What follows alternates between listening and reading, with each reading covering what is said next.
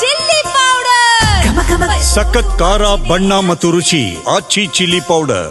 ವಾಣಿಜ್ಯ ನಗರಿ ಹುಬ್ಬಳ್ಳಿಯಲ್ಲಿ ಫ್ಲೈಓವರ್ ಕಾಮಗಾರಿಗೆ ಪೊಲೀಸ್ ಠಾಣೆಗೆ ಅಡ್ಡಿಯಾಗ್ತಾ ಇದೆ.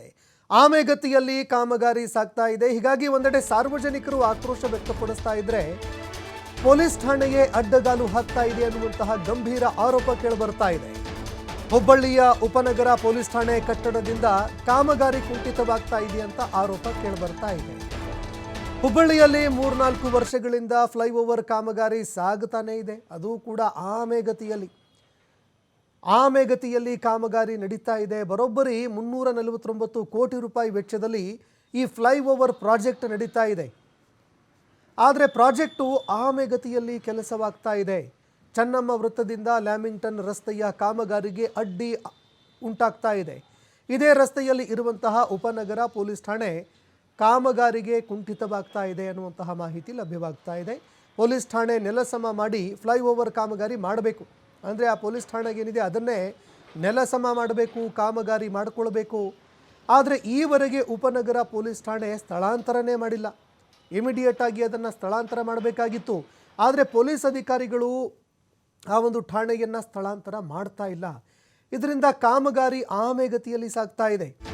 ಇನ್ನು ಸ್ಥಳಾಂತರಕ್ಕೆ ಈಗಾಗಲೇ ಕೇಂದ್ರ ಸಚಿವ ಪ್ರಹ್ಲಾದ್ ಜೋಶಿ ಅವರು ಕೂಡ ಸೂಚನೆ ಕೊಟ್ಟಿದ್ದಾರೆ.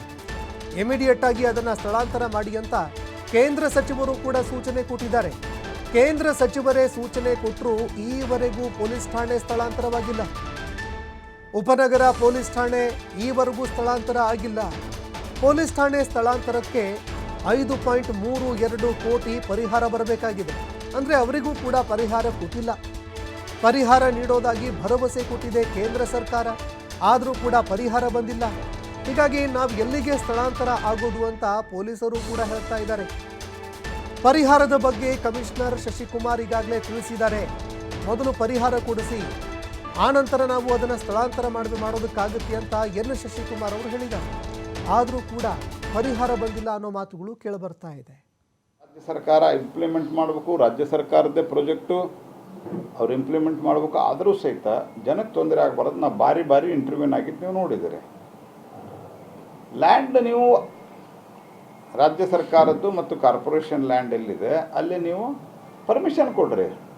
ಆ್ಯಕ್ಚುಲಿ ಕೆಲಸ ನಿಮ್ಮದು, ನಾವು ಮಾಡ್ತಾಯಿದ್ದೀವಿ. ಆದರೂ ಕಾಂಪನ್ಸೇಷನ್ ಕೊಡ್ಬೇಕಂದ್ರೆ ಅದಕ್ಕೂ ಒಪ್ಸಿದ್ದು ನಾನು ಭಾರತ ಸರ್ಕಾರವನ್ನು. ಈಗ ಅಲ್ಲೊಂದು ಪೊಲೀಸ್ ಸ್ಟೇಷನ್ ಅದ.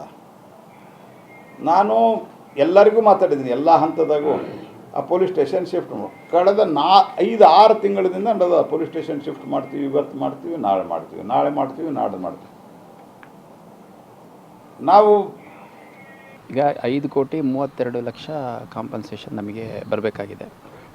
ನಮ್ಮ ಹಂಗಾಗಿ ಆ ಕಾಂಪನ್ಸೇಷನ್ ಕೊಡಲಿಕ್ಕೆ ದಾಖಲಾತಿಗಳು ಕೊಡಿ ಅಂತ ಸಂಬಂಧಪಟ್ಟ ಇಲಾಖೆಯವರು ಕೇಳಿದ್ದಾರೆ. ಆ ಎಲ್ಲ ಮಾಹಿತಿಯನ್ನು ನಾವು ಒದಗಿಸ್ಕೊಟ್ಟಿದ್ದೇವೆ.